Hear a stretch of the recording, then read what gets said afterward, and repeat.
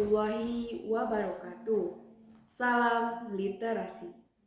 Pertama-tama, marilah kita panjatkan puji serta syukur kehadirat Allah Subhanahu wa Ta'ala atas karunia-Nya saya dapat membuat video tantangan kali ini. Perkenalkan, saya Yosi Suci Amalia, pembimbing literasi SMP Swadaya Karya Cibuni. Pada kesempatan kali ini, saya akan mempresentasikan review buku dalam bentuk pidato. Buku yang berjudul Membangun Prestasi untuk Bangsa, karya Ahmad Zamroni, diterbitkan oleh Era Pustaka Utama sebanyak 74 halaman. Pada masa globalisasi saat ini, ilmu pengetahuan dan teknologi berkembang secara pesat. Salah satu dampak dari perkembangan tersebut ialah semakin ketatnya persaingan antar negara untuk meraih sebuah prestasi.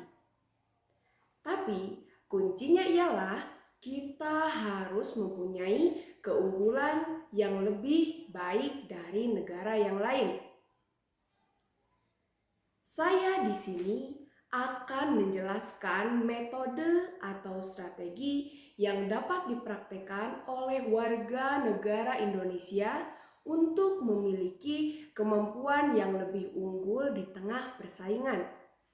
Saya merasa bahwa pentingnya mengenal potensi diri serta mengasah potensi tersebut hingga menjadi keterampilan untuk meraih prestasi setinggi-tingginya. Saya selalu melihat siswa-siswi belajar dan mengikuti berbagai kegiatan baik di dalam maupun di luar sekolah. Saya mengerti bahwa mereka sedang menggali dan mengasah potensi diri mereka masing-masing. Dalam hidup, saya memiliki sebuah mimpi, yakni memberikan sebuah prestasi untuk Indonesia. Apakah kalian memiliki mimpi seperti saya juga? Saya adalah warga negara Indonesia. Anda pun begitu. Maka kita patut memberikan hal berharga bagi bangsa Indonesia. Langkah pertama yang bisa dilakukan yakni dengan mengenal potensi diri. Potensi diri tersebut baik berupa fisik atau kecakapan dalam bergerak, baik berupa intelektual atau kecerdasan otak, sosial emosional berupa mengontrol emosi, ketahanan mental atau memiliki kecerdasan dalam menghadapi masalah dengan berdaya juang. Potensi yang kita miliki tersebut perlu diasah dengan sebaik-baiknya agar kita mampu meraih sebuah prestasi. Langkah kedua, yakni dalam mengenal potensi. Lalu dilanjutkan mengasah potensi, yakni strategi yang dapat dilakukan dalam mengasah potensi diri ialah yang pertama, dengan memanfaatkan guru di sekolah. Jika kita ingin mendalami potensi tersebut, maka kita harus membawa atau memanfaatkan pelatih yang lebih berkompeten. Kedua, melakukan pelatihan secara bertahap dan menyeluruh agar target yang dicapai menjadi jelas. Yang ketiga, hasil pelatihan perlu dievaluasi dan diuji cobakan.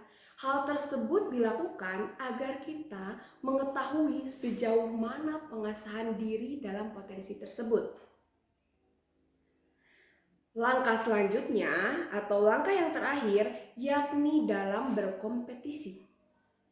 Strategi yang dapat dilakukan dalam berkompetisi ialah yang pertama, dengan mematuhi peraturan kompetisi serta mematuhi ketentuan panitia. Yang kedua, kita harus memiliki persiapan yang sangat matang.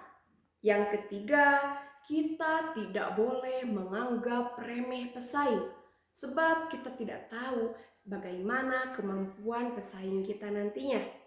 Yang keempat, kita perlu menjunjung tinggi sportivitas.